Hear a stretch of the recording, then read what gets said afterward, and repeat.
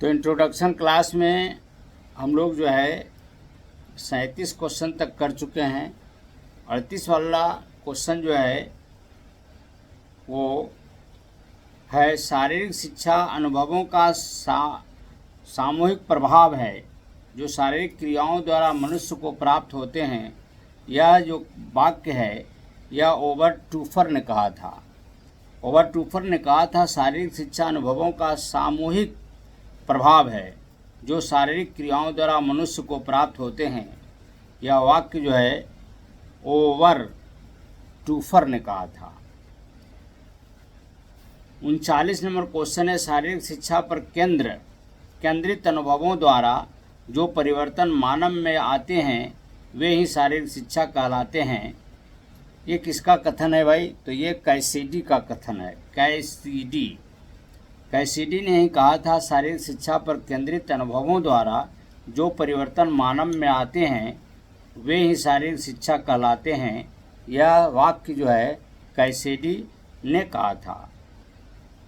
40 number question है शारीरिक शिक्षा पद्धति का एक अभिन्न अंग है जिसका उद्देश्य नागरिकों को शारीरिक, मानसिक, सर्वांगीण तथा सामाजिक रूप से शारीरिक गतिविधियों के माध्यम से सक्षम बनाना है। यह किसने कहा था? तो यह चार्ल्स ए बूचर ने कहा था। चार्ल्स ए बूचर ने कहा था शारीरिक शिक्षा पद्धति का एक अभिन्न अंग है जिसका उद्देश्य नागरिकों को शारीरिक, मानसिक, सर्वांगीण तथा सामाजिक रूप से शारीरिक गतिविधियों के माध्यम से सक्षम बनाना ही शारीरिक शिक्षा का उद्देश्य है। यह जो है वाक्य चार्ल्स ए बूचर ने कहा था। 41 नंबर क्वेश्चन है सुयोजित शारीरिक शिक्षा द्वारा मानव में स्वास्थ्य, उल्लास, योग्यता तथा चरित्र की दृढ़ता की भावनाएं स्थान लेती है। यह किसका कथन है? तो भाई यह H.C. बक ने कहा था। H.C. बक ने कहा था सुयोजित शारीरिक शिक्षा द्वारा मानव में स्वास्थ्य, उल्लास, योग्यता तथा चरित्र की दृढ़ता की भावनाएं स्थान लेती है। यह H.C. बक ने कहा था। उसके बाद वाला क्वेश्चन है शारीरिक निर्बलता हमारी अधिकांश विपत्तियों की जननी है। स्वामी विवेकानंद सबसे पहले हमारे युवकों को सबल बनना चाहिए, धर्म तो बाद की चीज़ है, तुम गीता पढ़ने के बजाय फुटबॉल खेलकर स्वर्ग के अधिक निकट पहुंच सकते हो। यह स्वामी विवेकानंद ने कहा थे। स्वामी विवेकानंद कहे थे कि गीता पढ़ने से पहले फुटबॉल अगर खेला जाए तो हम स्वर्ग के निकट पहुंच सकते हैं। तो यह वाक्य जो है यह स्वामी विवेकानंद बोले हैं। इसका सही उत्तर है स्वामी विवेकानंद। 43 नंबर क्वेश्चन है शारीरिक शिक्षा न केवल शारीरिक स्वास्थ्य पर अच्छा प्रभाव डालती है बल्कि शारीरिक क्षमता, मानसिक चुस्ती, परिश्रम, दल भावना, नेतृत्व, नियम का अनुकरण, विजय और पराजय में संभाव जैसी उच्च श्रेणी के गुणों के विकास में सहायता करती है। यह किसने परिभाषा दिया है? तो यह कोठारी आयोग 1964 से 66 ईस्वी में कोठारी आयोग ने शारीरिक शिक्षा का परिभाषा दिया है। कोठारी आयोग 1964 से 66 में यह शारीरिक शिक्षा का परिभाषा के रूप में कहा दिया था। शारीरिक शिक्षा न केवल शारीरिक स्वास्थ्य पर अच्छा प्रभाव डालती है बल्कि शारीरिक क्षमता, मानसिक चुस्ती, परिश्रम, दल भावना, नेतृत्व, नियम का अनुकरण, विजय और पराजय में संभाव जैसी उच्च श्रेणी के गुणों के विकास में सहायता करती है। यह परिभाषा जो है कोठारी आयोग 1964-66 में दिया था। 44 नंबर क्वेश्चन है शारीरिक शिक्षा का लक्ष्य क्या है? तो शारीरिक शिक्षा का लक्ष्य जो है मनुष्य का सर्वांगीण विकास ही शारीरिक शिक्षा का लक्ष्य होता है।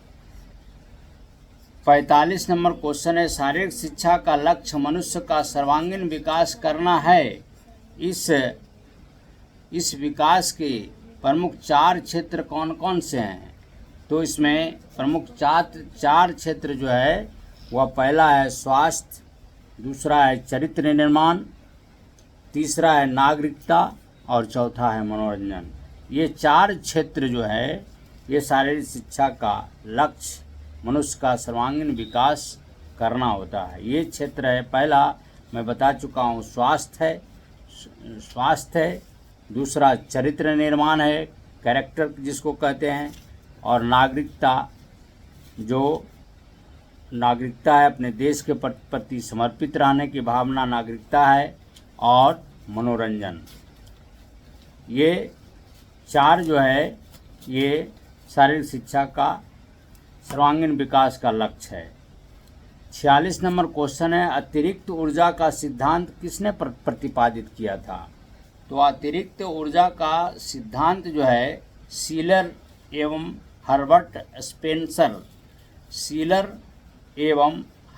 स्पेंसर ने ही इसका सिद्धांत का प्रतिपादन किया था। अतिरिक्त ऊर्जा का सिद्धांत इन्होंने ही दिया था, सीलर एवं हर्बर्ट स्पेंसर। 47 नंबर क्वेश्चन है, मनोरंजन का सिद्धांत का प्रतिपादन किसने किया था? तो भाई मनोरंजन का सिद्धांत का प्रतिपादन जो है लॉर्ड केम्स और जी.टी.डब्ल्यू.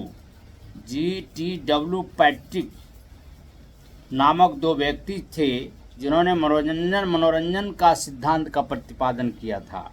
कौन कौन थे भाई? तो लॉर्ड केम्स और जी.टी.डब्ल्यू. पैट्रिक। इसको याद करने का आसान तरीका है कि लॉर्ड केम्स को लॉर्ड याद रखिए और पैट्रिक याद रखिए। बस लॉर्ड पैट्रिक जो था मनोरंजन का सिद्धांत दिया था।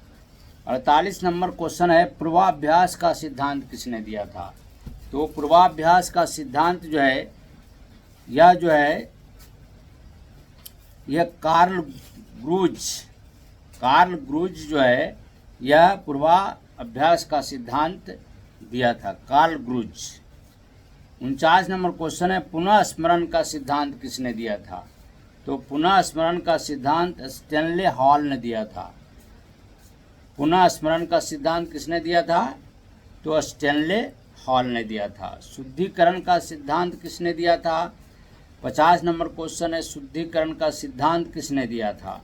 तो भाई शुद्धिकरण का सिद्धांत जो है वो फ्रायड जो है नामक व्यक्ति ने शुद्धिकरण का सिद्धांत दिया था।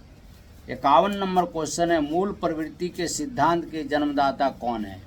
यहाँ पर है मूल प्रवृत्ति के सिद्धांत का जन्मदाता जो थे वो प्रोफेसर मैकडूगल थे। कौन थे? Professor McDougall. ये इन्होंने ही मूल प्रवृत्ति का सिद्धांत दिया था। खेल ही जीवन का सिद्धांत की व्याख्या किसने किया था? खेल ही जीवन सिद्धांत की व्याख्या जॉन डीवी नामक व्यक्ति ने किया था। खेल ही जीवन सिद्धांत की व्याख्या कौन किया था? तो जॉन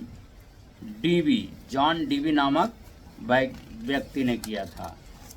इसके बाद का क्वेश्चन 53 जो है वो किसी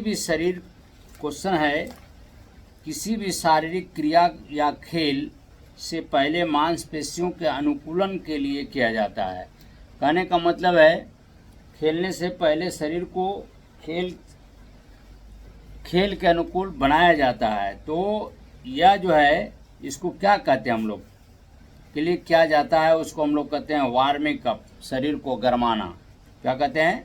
वार्मिंग अप, शरीर को गरमाना। मतलब खेल से पहले शरीर को खेलने के अनुकूल बनाया जाता है। तो जिससे होता क्या है कि मांसपेशियों में खिंचाव नहीं होता है, इसीलिए अनुकूलन के लिए ये किया जाता है। तो इसको हम लोग कहते हैं वार्मिंग अप या शरीर को गरमाना भी कहते हैं। 54 नंबर क्वेश्चन है, प्रतियोगिता या कठिन शारीरिक श्रम के पश्चात शरीर को सामान्य अवस्था में लाने के लिए किया जाता है। तो हम लोग क्या कहते हैं उसको भाई, तो लिब्रिंग डाउन कहा जाता है। शिथिल होना होता क्या है कि हमारे शरीर जब खेल के आता है तो इस अवस्था को हम लोग शरीर को क्या करते हैं, वो गर्म रहता है तो शरीर को हम लोग क्या करते हैं, शिथिल अवस्था में लाते हैं, तो इसी को कहते हैं हम लोग लिब्रिंग डाउन कहते हैं इसको। 55 नंबर क्वेश्चन है, किस क्रिया द्वारा ऑक्सीजन ग्रहण करके कार्बोहाइड्रेट और वसा का ब्रेक डाउन किया जाता है जिससे शारीरिक क्षमता में बढ़ोतरी होती है। तो जैसा कि आपको मैं बता चुका हूँ, एरोबिक क्रियाएं इसको कहते हैं। चूँकि एनएरोबिक और एरोबिक होता है। एनएरोबिक में ऑक्सीजन जो है, ऑक्सीजन के अभाव में जो हम लोग सांस लेते हैं या O2 के अब्सेंट में जो होता है उसको हम लोग कहते हैं एनएरोबिक, और यहाँ पर एरोबिक है। एरोबिक का मतलब होता है कि ऑक्सीजन ग्रहण करके ऑक्सीजन की उपस्थिति में कार्बोहाइड्रेट और वसा को ब्रेक डाउन किया जाता है, या खास करके माइटोकॉन्ड्रिया में होता है। तो ये जो होता है इसी के द्वारा हमारे शारीरिक क्षमता में बढ़ोतरी होती है, तो हम लोग कहेंगे इस क्रिया को एरोबिक क्रिया है। ठीक है, अब हम लोग 56 नंबर क्वेश्चन को हम देखते हैं। निम्नलिखित में से कौन सी एरोबिक क्रियाएं नहीं है, यहाँ पर पूछ रहा है, 4 ऑप्शन दिया हुआ है, इसमें कौन एरोबिक क्रियाएं नहीं है। तो जॉगिंग जो है वो एरोबिक क्रिया है, साइकिलिंग भी एरोबिक क्रिया है, कैलिस्थेनिक्स भी एरोबिक क्रिया है। इसमें परिधि प्रशिक्षण जो है वह एरोबिक क्रिया नहीं है। क्यों नहीं है भाई? तो इसमें जो होता है परिधि में एक खड़ा कर दिया जाता है और उसमें जो प्रशिक्षण दिया जाता है तो उसमें ऑक्सीजन की आवश्यकता नहीं होता है। जॉगिंग में आपको एनर्जी की आवश्यकता होता है। तो कहने का मतलब परिधि प्रशिक्षण जो दिया जाता है उसमें वह एनएरोबिक अवस्था में होता है, एरोबिक क्रिया में नहीं होता है। अब आइए 57 नंबर क्वेश्चन है, कौन सी क्रिया एरोबिक और एनएरोबिक दोनों है। इसमें ऑप्शन है आपका तालबद्ध व्यायाम, जॉगिंग है, कैलिस्थेनिक्स है और साइकिलिंग है। तो इसमें जो है दोनों एरोबिक और एनएरोबिक जो होता है वह साइकिलिंग जो होता है इसमें दोनों क्रियाएं होती है। चूँकि साइकिलिंग में जो एनर्जी की भी आवश्यकता होता है और तो साइकिलिंग जो होगा इसमें एरोबिक और एनएरोबिक दोनों क्रियाएं होती है। तो सही उत्तर होगा साइकिलिंग। 58, किस एरोबिक क्रिया से शरीर की केवल सामान्य पुष्टि प्राप्त होती है। सामान्य पुष्टि प्राप्त होती है, तो ये जो होगा इसका सही उत्तर होगा कैलिस्थेनिक्स। क्या होगा? कैलिस्थेनिक्स। तो कैलिस्थेनिक्स जो है एरोबिक क्रिया से शरीर की केवल सामान्य पुष्टि प्राप्त होती है। 59 नंबर क्वेश्चन है, कौन सी एरोबिक क्रिया मुख्यतः मनोरंजन के काम आती है। तो भाई तालबद्ध व्यायाम जो लेजियम के द्वारा हम लोग को बताया गया है वो, तो इसी के द्वारा हमारा मनोरंजन का काम भी होता है। और कोई आगंतुक आ जाते हैं तो हम लोग उसको क्या करते हैं, स्वागत भी करते हैं। तालबद्ध, जिसको हम लोग कहते हैं तालबद्ध व्यायाम। ठीक है, तो सही उत्तर क्या हो जाएगा? तालबद्ध व्यायाम। 60 नंबर क्वेश्चन है, उस विशेष व्यायाम को क्या कहते हैं जो डंबल आदि की सहायता से मांसपेशी विशेष को शक्तिशाली बनाते हैं। तो भाई इसको हम लोग क्या कहेंगे? भार प्रशिक्षण। क्या कहेंगे? भार प्रशिक्षण। क्या कहेंगे? भार प्रशिक्षण। इसका सही उत्तर हो जाएगा भार प्रशिक्षण। उस विशेष व्यायाम को क्या कहते हैं जो डंबल आदि की सहायता से मांसपेशी विशेष को शक्तिशाली बनाते हैं। तो ये क्या होगा उत्तर इसका? भार प्रशिक्षण सही उत्तर होगा इसका। 61 नंबर क्वेश्चन है, भार प्रशिक्षण जो है वेट ट्रेनिंग जो विधि का प्रयोग सर्वप्रथम किस देश में किया गया था।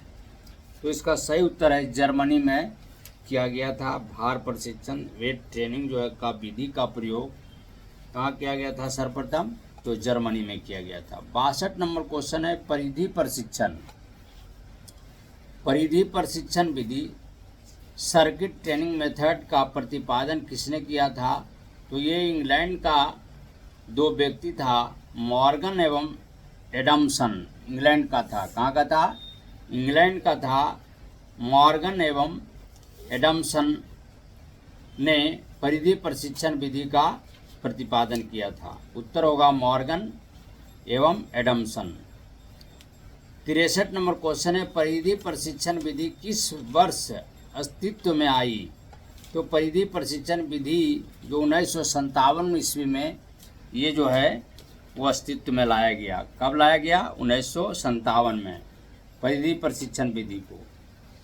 64 नंबर क्वेश्चन है गरमाना रक्त के तापमान को बढ़ाता है जिसके फलस्वरूप मांसपेशियां प्रदर्शन को बढ़ाती है। किसका कथन है? तो ये डेवरिस का कथन है। इन्होंने कहा था गरमाना रक्त के तापमान को बढ़ाता है जिसके फलस्वरूप मांसपेशियां जो होती है उसमें प्रदर्शन अच्छा आता है, बढ़ोतरी होती है, उसके प्रदर्शन में उछाल आता है, ये कहा था डेवरिस। उसके बाद वाला क्वेश्चन है 65 जो व्यायाम सामान्यतः या स्पष्ट रूप से दिखाई नहीं पड़ते हैं उन्हें क्या कहा जाता है? तो व्यायाम जो दिखाई नहीं पड़ता है तो उसको हम लोग कहते हैं आइसोमेट्रिक व्यायाम। क्या कहते हैं भाई? आइसोमेट्रिक व्यायाम। यस, आइसोमेट्रिक व्यायाम को में हमारा व्यायाम दिखाई नहीं पड़ता है। 66 नंबर क्वेश्चन है जिस व्यायाम में सामान्यतः गतियां प्रत्यक्ष रूप से दिखाई पड़ती है उसको हम लोग कहते हैं आइसोटोनिक व्यायाम।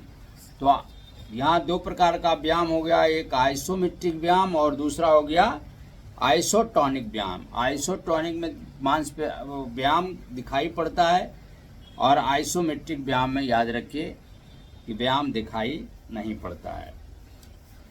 67 नंबर क्वेश्चन है आइसोमेट्रिक और आइसोटोनिक व्यायाम के मिश्रित रूप को क्या कहते हैं?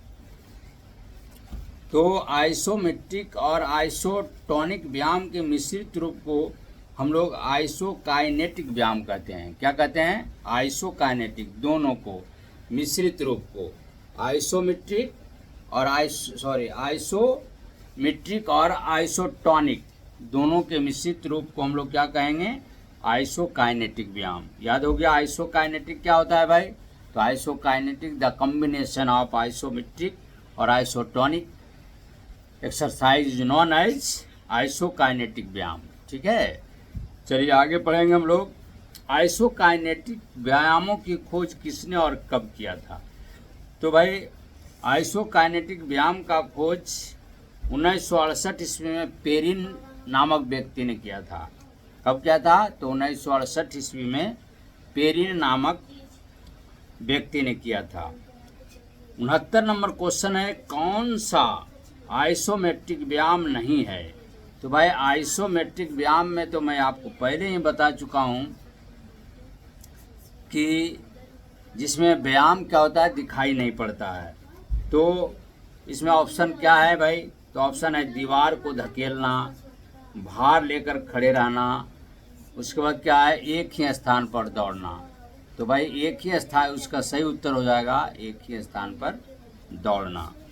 70 नंबर क्वेश्चन है कौन सा व्यायाम आइसोटोनिक नहीं है?